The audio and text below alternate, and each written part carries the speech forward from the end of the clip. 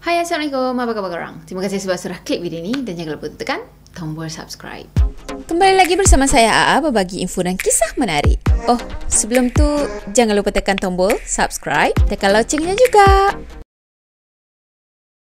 Okey, dalam video kali ini saya nak sharekan tentang pengalaman seram daripada Naim. Ya, pengalaman subscriber juga yang dah disenkan dekat IG saya. Jadi terima kasih sebab sudah sudi untuk berkongsi pengalaman seram awak dekat sini. Okey, dia DM macam ni tau. Assalamualaikum akak. Nama saya Amirul Naim. Lahir tahun 1996. Saya anak ketiga. Saya ada satu abang dan satu kakak. Kakak saya tahun 1993 dan abang saya pula tahun 1994. Katanya jarak antara diorang memang tak jauh dan dia berasal daripada Johor. Cuma dia menetap dekat KL dan membesar pun dekat KL juga. Jadi kejadian misteri yang dia alami bermula masa dia umur 3 tahun. Rasanya hari tu ada juga satu cerita yang dia bercerita tentang apa yang dia nampak masa dia umur 3 tahun kan. Boleh ingat lagi ke kejadian yang pernah berlaku masa umur 3 tahun? Itu wallahualam, terpulang pada masing-masing sama ada nak percaya ataupun tak. Sebab mungkin kalau ada sesetengah ingatan yang memang kata tragedi yang besar lah kan pernah berlaku dalam hidup, memang susah sangat nak lupa. Mungkin juga kan. Jadi ya, terpulang lah. So dalam cerita kali ni pun katanya pertama kali dia nampak penampakan tu masa umur dia 3 tahun. Masa tu dia tinggal dekat rumah kedai. Jadi katanya rumah kedai ni ada 2 bilik air yang bersebelah-sebelah macam tu. Dan bilik air tu pula kalau orang panjat yang kat sebelah sini, dia tu boleh hintai tau. Boleh nampak orang sebelah sana tu buat apa. So kita boleh faham lah kan situasi macam tandas awam macam tu lah. Katanya abang dia ni selalu larikan diri bila dia ajak bermain. Ajak bermain dia ngelak, lari, tak nak main dengan adik. Jadi ada satu hari dia cakap dengan Umi dia, Umi nak mandi dengan abang, Umi nak mandi dengan abang. Dia macam paksa Umi dia supaya paksa abangnya mandi sama-sama. So katanya time tu abang dia pun terpaksa lah mandi sekali dengan dia. Jadi tak payah nak heran lah sebab time tu dia berumur 3 tahun dan abangnya pula berumur 5 tahun. So memang tak ada lah perasaan malu ke bersegan ke apa, memang tak ada kan. Jadi dia pun happy lah dapat mandi dengan abang ni kan. Mandi dalam bilik air tu sambil-sambil main-main, gurau-gurau dengan abangnya. Tiba-tiba dia terdengar dekat bilik air sebelah tu ada orang tengah mandi juga. Jadi mungkin sebab dia bising sangat tengah main-main dengan abangnya tadi, orang yang sebelah tadi pun tegur. Time tu orang yang kat sebelah tadi dia panjat bilik air tau. Panjat bilik air tu kan dia boleh nampak kan yang kat sebelah sini tengah buat apa tadi kan. Jadi orang yang kat sebelah yang sedang panjat tu sebenarnya adalah abang dia. So abang dia pun tegur lah, "Woi Naim, kau cakap dengan siapa?" Dah ditegur macam gitu, dia pun palingkan muka kan, tengok sebelah atas. Tengok-tengok abangnya yang ada dekat atas sana. Nama abangnya ni Bayu. So dia cakap, Bayu, cepatnya kau beralih. Tadi ada dekat sini, sekarang ada kat atas." Macam tu kan. Dalam masa yang sama, Bayu yang dia tengah main tu, abang dia yang tengah main-main dengan dia, mandi dengan dia tu, masih lagi ada tercegat dekat situ. So katanya time ni dia pun pening tau, yang mana satu abang dia, yang kat sini ke yang kat atas sana. Jadi time tu memang dia percaya yang tengah mandi dengan dia ni adalah abang dia. Dan yang panjat yang tegur dia tadi tu adalah orang lain ataupun mungkin hantu lah kot. Jadi time tu dia pun ngadulah dengan abangnya yang mandi sama-sama ni. Alah, ada orang kacau lah macam tu kan. So dia cakap lah, ada hantu tu, hantu kacau dia macam gitu kan. Tapi Bayu yang ada sebelah dia sekarang ni diam je, senyum macam tu je tau. Dah tu Bayu yang tengah manjat tadi turun ke bawah, terus pergi panggil Uminya. Uminya pun datang. Umi tanya, Naim cakap dengan siapa? Time tu si Naim ni tunjuk, saya main dengan Bayu ni macam itu kan, yang dia mandi sama-sama tu lah. Tapi bila dia palingkan muka tengok ke arah yang ditunjuk tu, time tu dah tak ada siapa-siapa dah dekat situ. Bayu tu hilang macam gitu je tau. Dia pun heran. Cuma itulah, lepas dia dah cerita kat semua orang apa yang berlaku pada dia, semua orang tu tak percaya tau. Masa dia umur 8 tahun pula, time tu katanya mak usul dia kahwin. So dia pun balik ke Johor lah kan. Katanya zaman tu zaman yang penuh dengan pokok getah lagi. Rumah atuknya ni pun dekat dengan ladang getah. Katanya belakang rumah atuknya tu memang penuh dengan pokok getah. Nak dijadikan cerita, masa kenduri tu ramailah kawan-kawan dia yang datang. Dah tu diorang tahu kan, ni orang KL balik kampung macam tu kan. So diorang pun ajaklah si Naim dengan abangnya ni untuk pergi mandi kolam. Katanya sebab dia budak bandar, jadi macam jakun lah sikit kan, dengar je mandi kolam, jadi macam excited sangat nak rasa macam mana mandi kolam tu kan. Masa tu diorang pergi lebih kurang 14 orang tau. Bukan main ramai lagi diorang, macam dah satu geng dah, satu kelas. Lepas tu nak pergi buat lawatan sekolah macam tu. Dah diorang 14 orang tadi jalan-jalan melalui satu kebun. Time tu tengah hari tau, dalam pukul 12 tengah hari macam tu. So dia cakap yang dia ni adalah seorang yang sangat penakut. Memang dia boleh nampak benda tu, tapi dia seorang yang penakut. So disebabkan dia penakut, dia akan stay tengah-tengah. Jalan ramai-ramai tak ada hal, tapi dia nak duduk tengah-tengah. Mesti nak kena ada orang yang keliling dia. Macam tu lah, baru dia rasa macam selamat. Dan dalam perjalanan dia tu, dia selalu je kira berapa orang sekarang ni, cukup ke, lebih ke. Memang dia selalu make sure lah memang akan ada 14 orang time tu. Sambil-sambil jalan tadi, tiba-tiba je ada 2 orang daripada geng dia orang yang berlari tau. So dia tanyalah, ada apa? Tanya dengan kawan-kawannya kan. Rupa-rupanya ada oing-oing hutan yang muncul. Nampak sangatlah suasana kampung dia tu memang betul-betul hutan. Jadi diorang pun teruskanlah perjalanan diorang. Jalan-jalan masuk ke dalam hutan tu, makin dalam macam tu kan. Dan last kali diorang jumpa juga dengan satu kolam. Katanya dia bagi nama kolam ni sebagai kolam 1 lah, sebab nanti akan ada kolam yang kedua macam tu. Jadi bila dah tengok keadaan kolam 1 ni, kolam tu katanya kecil je, cetek, dan boleh kata sangat kotor, banyak lintah macam tu lah. Dia cakap memang tak lah dia akan mandi dalam kolam tu kan. So kawan-kawan kampung dia tadi tak putus asa, dia punyalah niat untuk bagi excitement dekat orang bandar ni kan. So dia orang pun ajak untuk pergi ke kolam 2. Tak apalah, tak payahlah mandi kat sini, jom kita pergi ke kolam sana. Kolam sana lagi syok macam tu kan. Katanya salah seorang daripada geng dia tu namanya Eva. Eva ni seorang perempuan dan badan dia tu macam agak-agak gempal sikit. Masa tu mungkin dia dah kepenatan sangat dah, jadi dia pun nak balik. Cakap aku penat lah, aku nak balik macam tu kan. Tapi dah dipaksa juga. Diorang pun sama-sama teruskan perjalanan untuk ke kolam 2. Time diorang berjalan-jalan tu, tiba-tiba je dia boleh tertukar arah tau. Dan benda tu berlaku tanpa dia sedar. Apa yang dia ingat masa tu, dia ikut kawan dia yang nama Eva tadi. Macam follow je, membontuti macam tu kan. Jalan, tiba-tiba je ada kawan dia menjerit tau. Kawan dia cakap, "Woi Naim, kau jangan jalan seorang-seorang. Bahaya dalam hutan ni, nanti kena culik." Macam tu lah lebih kurang. Dah si Naim tadi pun cakap lah, mana kau ada jalan seorang? Aku jalan ikut Ewa ni ha. Dah kawan-kawannya cakap, mana ada Ewa? Ewa kat sini lah. So si Naim tadi pun pandang ke arah depan, nak tengok Ewa yang dia ikut tu. Time tu dia tengok si Ewa tadi tengah menyorok dekat belakang pokok tau. Jadi dia pun macam tak puas hati lah kan. Dia memang nampak itu Ewa. So dia cakap, dia pun tunjuk lah, tu Ewa tu ada kat sana. Dan tiba-tiba si Ewa yang betul tu menjerit tau. Ewa tu cakap apa? "Woi Naim, aku kat sini ya." Dan tahu dia kat mana?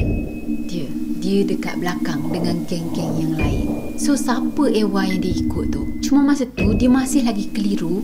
Dia tetap juga tengok ke arah Ewa yang tengah menyorot tadi kan. Time tu Ewa yang menyorot tu macam mengintai sebelah pokok. Dan bila dia tengok betul-betul, tahu tak apa beza dia? Rupa-rupanya Ewa yang sedang menyorok sebelah pokok tu ada taring tau. Terus dia berlari ke arah kawan dia. Dan dia cakap, aku nak balik. Macam dah takut lah time tu kan. Yelah, maunya tak rasa seram. Dah tengok dah penampakan yang menyeramkan macam tu. Cuma kawan-kawan dia ni macam insist juga. Dia cakap, rugilah kalau balik kan. Kita dah nak sampai dah ni. Sikit lagi macam tu. So dia pun ikutkan lah. Dia jalan. Dan last kali katanya dia orang jumpa satu simpang 4. Jadi dia tanyalah, arah mana yang kita nak lalu ni? Arah mana yang kita nak ambil kan? Ada seorang kata terus, ada seorang lagi kata kanan, ada seorang kata kiri. Maksudnya dia orang tak tetap pendirian. Maksudnya dia orang sendiri pun macam tak tahu arah mana yang sepatutnya dia orang pergi. Jadi ramai-ramai tu ada jugalah yang rancang untuk patah balik. Kita patah balik je. Sebab kalau masuk lagi kan sesat kan. Jadi kalau kita patah balik, mungkin boleh sampai kat rumah balik ke apa kan. So jadi macam pergaduhan lah dekat situ. Gaduh mulut macam tu lah. Tiba-tiba dia ternampak ada 2 orang lelaki yang naik motor lalu situ tau. So dia pun pandang je lah ke arah lelaki yang naik motor tadi. Bila dia tengok je macam ini, ada kawan dia yang tanya, "Naim, kau tengok apa?" Naim tadi pun dengan spontannya dia jawab, "Aku pelik lah tengok 2 orang lelaki tu. Dia lalu naik motor, tapi tak tak ada muka. Kawannya yang tadi cakap, ish, mana ada siapa-siapa dah lalu, mana ada siapa-siapa kat sini. So dia pun insist lah, ada tu aku nampak. Kawan dia pun macam insist juga, tak ada siapa-siapa, tak ada siapa pun yang lalu sini. Jadi dia yang dengar macam gitu tadi, dia senyap je lah, dia diam je lah. Cuma waktu tu dia tak terfikir pun itu adalah hantu. So dia buat relax je lah, macam tak ada apa-apa yang berlaku kan. Dalam masa yang sama juga, dah bertengkar mulut tadi, diorang macam kepenatan. So diorang buat keputusan untuk rehat dekat situ dulu. Dah pandang sekitar, dia tengok ada satu pokok yang besar tau. So diorang pun ambil keputusan untuk pergi berehat dekat bawah pokok tu. Masa dia berehat dekat bawah pokok tu, tiba-tiba je dia rasa macam ada air yang terkena pada tangan dia tau. So dia pun ajaklah kawan-kawan dia, jom lah kita balik, hari dah nak hujan ni. Dah kawan-kawan ni pun heran lah kan, mana ada nak hujan, mana ada hari nak hujan weh, tak ada pun macam tu. Jadi dia pun tunjukkanlah air yang dah menitik dekat atas tangan dia kan. Sekali dia tengok, itu bukan air tapi darah. Masa tu semua yang ada terus pandang ke arah atas pokok tau. Time tu lah diorang semua macam terkejut sangat, sebab diorang nampak ada satu anak-anak remaja yang bertinggi atas pokok tu dan sedang menangis. Dah tengok penampakan tadi, diorang terus lari lintang pukang tau. Dah tak fikir dah yang mana kawan, yang mana adik-beradik semua kan, lari aja. Cuma time tu dia perasan yang dia follow 2 orang kawannya ni. So dia macam dia orang bertiga lah time tu. Katanya yang pertama si Fadi, yang kedua si Ewa yang tadi tu yang dia follow tu, dan yang ketiga dia lah, dia bertiga kan. So yang lain semuanya hilang, tak tahu pergi mana. Jadi masa dia berlari tu, dia macam kesian dekat Ewa ni, sebab itulah dia follow Ewa ni katanya. Ialah dengan keadaan badan Ewa yang agak berisi, so dia pun ambil keputusan untuk follow Ewa ni tau. Okay, masa dia tengah berlari-lari tu, tiba-tiba je dia boleh tersepak benda entah, dan dia terjatuh tau. Bila dia dah terjatuh, nak bangun, dia ternampak ada satu tangan yang tarik kaki dia. Tak hiraukan benda tu semua, dia terus bangun dan lari, sambung lari lagi. Jadi dia lari tadi, sampailah dia orang bertiga berkumpul. Katanya si Fadli ni, dia yang paling berani lah antara dia orang, sebab dia yang paling tua. So sebab dia takut, dia macam menyending je dengan si Fadli ni. Dia orang jalan dalam hutan tu untuk cari jalan balik. Sekali dia orang ternampak ada satu rumah putih tau. Jadi Naim pun tanyalah Fadli ni kan, ni rumah siapa? Masa tu dia yakin itu adalah rumah orang, sebab dia nampak ada ayam-ayam yang orang bela. So dia jalan, dia jumpa lagi rumah yang sama. Naim ni pun tegur lah kan, Fadli, kenapa kau bawa pusing tempat yang sama ni? So Fadli cakap apa? Jangan tegur. Terus dia diam lah. Dah orang cakap macam itu, dia ikutkan je lah. Lepas tu dia jalan lagi, jalan. Sekali lagi dia nampak rumah yang sama. Time tu macam dia dah boleh agak lah. Dia macam dah terfikir dah, aku ni takkan dapat sampai balik rumah ni, memang akan pusing kat sini je ni. Jadi bila dah terfikirkan benda tu, terus dia rasa macam takut dan menangis. Bila tengok keadaan Naim yang tengah menangis tadi, Fadli cakap macam ni, Naim, kau pejam mata dan kau pegang tangan aku, ikut je aku jalan. So Naim pun mengiyakan, dia follow je lah apa yang si Fadli cakap kan. Dah tu dia pergi lap air mata dekat bahu Fadli, dan dia pun mula jalan, follow je Fadli macam tu. Tak lama lepas tu, si Fadli tadi cakap, okey dah boleh buka mata. Bila dia buka je mata, dia tengok dia dah sampai dekat belakang rumah atuk dia. Masa tu punyalah happy dia berlari turun bukit tu untuk sampai ke rumah atuknya. Sampaikan dia jatuh terguling-guling tau. Bila dia dah sampai dekat rumah atuknya tadi, dia tengok kawan-kawan dia dah berkumpul ramai dah dekat situ. So kawan-kawannya ni tengok ke arah dia dengan pandangan yang pelik tau. Dan orang pertama yang tanya dia time tu adalah si Fadli. Fadli ni tanya, kau datang dari mana? Asal kau lambat? Jadi Naim ni macam terkejut lah kan. Asal tanya aku macam tu pula? Aku dengan kau kot tadi kan. Dah tu Naim tadi cakap, weh, engkau lah yang bawa aku kat sini. Fadli tadi yang dengar pun macam terkejut tau. Katanya, mana ada? Aku dah lama dah sampai dekat sini. Dah tu tiba-tiba je Ewa tadi keluar daripada bilik air tau. Dan mukanya macam seolah-olah macam tak tahu apa-apa. Bila dia tengok je Naim, dia cakap macam ni, tak naklah aku kawan dengan kau, pergi sama-sama, balik asing-asing. So si Naim ni macam terpinga-pinga lah kan, macam apa yang dah berlaku ni. Lepas tu dia cakap, Ewa, engkau lah yang jalan dengan aku tadi, dan kau suruh aku turun dulu kan? Asal kau boleh ada dalam bilik air pula ni? Kawan-kawan yang lain pun bersuara lah, Ewa daripada tadi lagi dah sampai, kau tu yang hilang tak tahu pergi mana. Jadi time tu dia macam nak cuba yakinkan juga.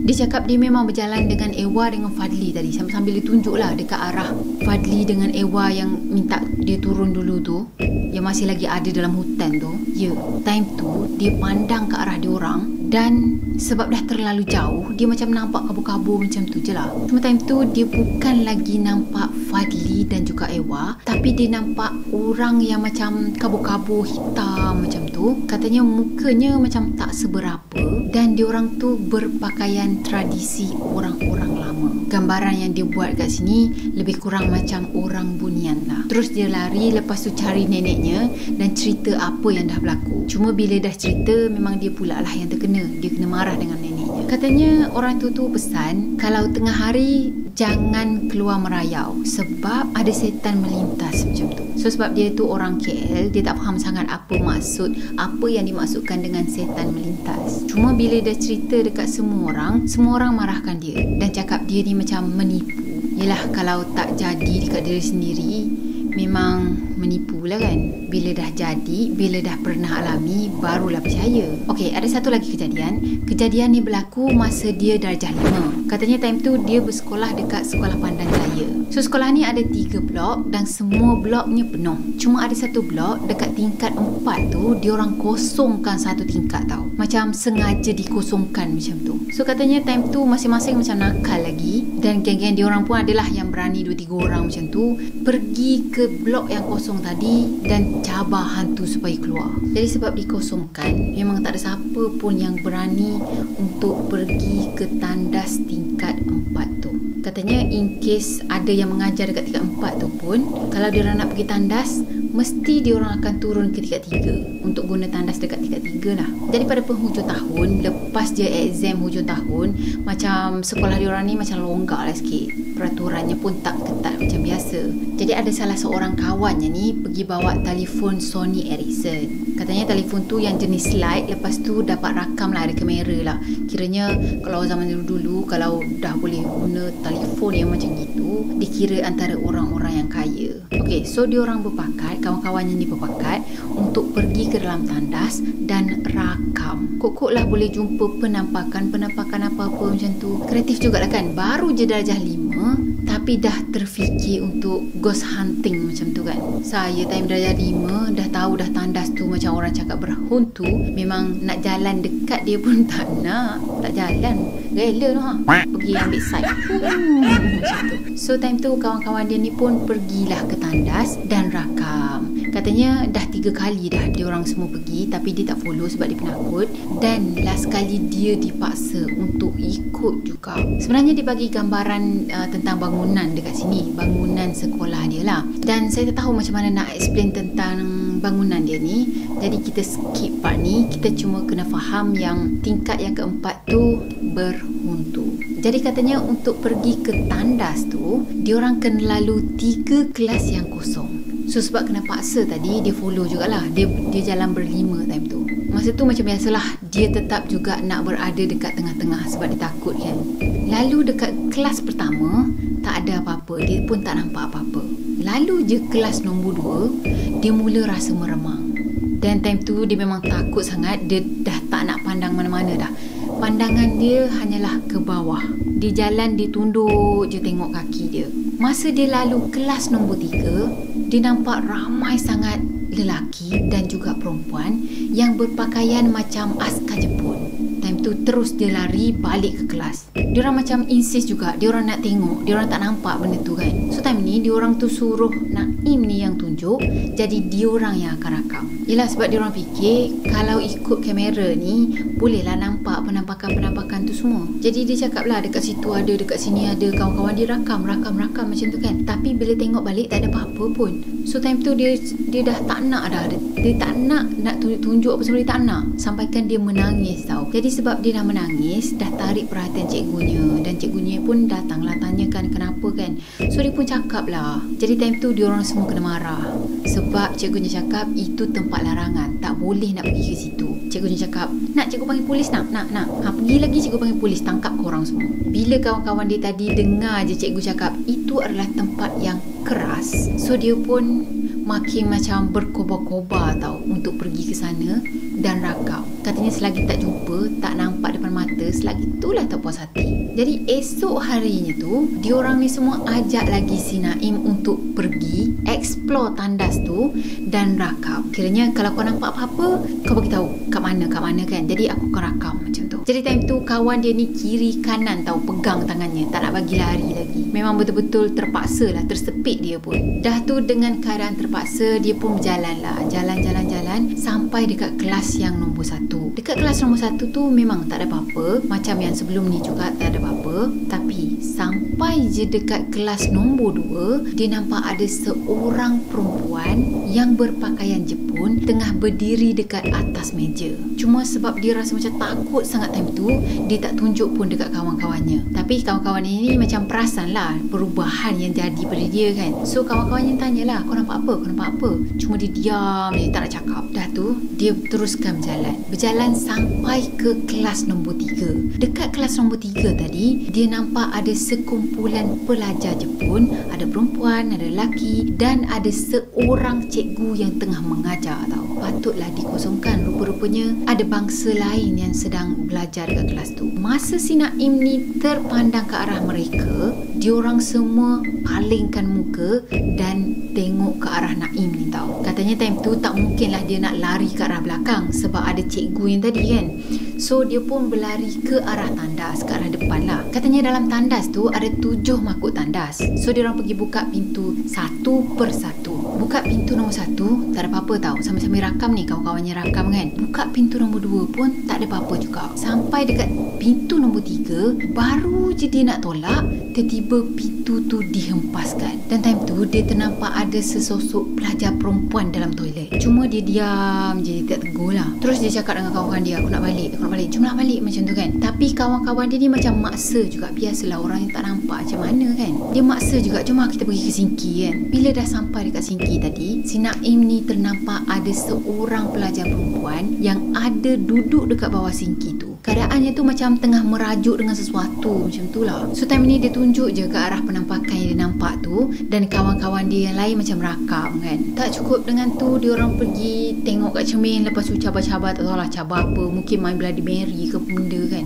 Dah puas hati dah explore semua benda, dan dia orang rasa macam nah tak ada apa ni macam tu kan. Dia orang pun balik ke kelas balik. So dekat kelas tu dia orang check balik lah video-video yang dia orang dah rakam tu. Tapi katanya tak ada apa-apa ni. Cuma keesokan harinya, owner kepada handphone tadi, dia datang ke sekolah. Lepas tu diorang ajak berkumpul ramai-ramai. So time tu katanya dia tunjukkan rakaman yang budak-budak ni dah buat. Rakaman yang pertama ditunjuk adalah pada pintu yang ketiga yang dia nak tolak. Lepas tu pintu tu dihempaskan dengan kuat tu kan. Dalam rakaman tu ada ternampak satu tangan yang kurus kering tolak daripada atas. Dan rakaman yang kedua pula, budak yang dekat bawah sinki tadi yang dia nampak macam sedang merajuk macam tu, dalam rakaman tu nampak macam ada tengkorak macam tu je. Katanya itulah kali terakhir dia pergi ke toilet tu. The end. Okay, sekarang saya nak tanya korang, apa pendapat korang? Cerita kali ni menarik ke tidak? Seram ke hidup? Bagi saya pengalaman yang dia lalui ni memang itulah satu dalam 1000 kot. Tak 1000, 10,000, 100,000 tak tahulah. Tapi jaranglah sangat orang yang diberi kelebihan untuk merasai apa yang dirasa. Jadi kisah Naim ni tak habis dekat sini je, sebab ada lagi kisah dia yang part 2 pula. Dan insyaAllah kalau ada yang dia send lagi dan lagi, kita akan buat part 3, part 4, part 5, macam-macam part lah kita akan buat nanti kan. Jadi untuk korang yang ada pengalaman tersendiri, pengalaman seram yang tersendiri, korang bolehlah sharekan dekat email saya, ataupun saya prefer email lah sekarang ni, sebab dekat IG memang kadang-kadang tu agak pening jugalah. Jadi buat masa ni saya rasa saya prefer email. Korang boleh email saya, buat karangan cantik-cantik. Tak cantik pun tak apa, janji saya faham pun dah okey dah. Dan saya akan cuba slot in dan sharekan dalam YouTube channel ni. Yelah, mungkin ada pengalaman yang kita pernah alami, kita cerita kat orang terdekat ni, diorang macam meremeh-remehkan macam tu kan. So why not kita sharekan dekat sini, sharekan dengan orang-orang yang memang percaya adanya benda-benda goib. Okeylah, saya rasa sampai di sini dulu untuk video kali ni. Saya harap korang sukakan video ni, dan macam biasa, kalau korang sukakan video ni, jangan lupa tekan tombol like, comment, share dan juga subscribe. Jumpa lagi next video. Bye bye. Assalamualaikum warahmatullahi wabarakatuh.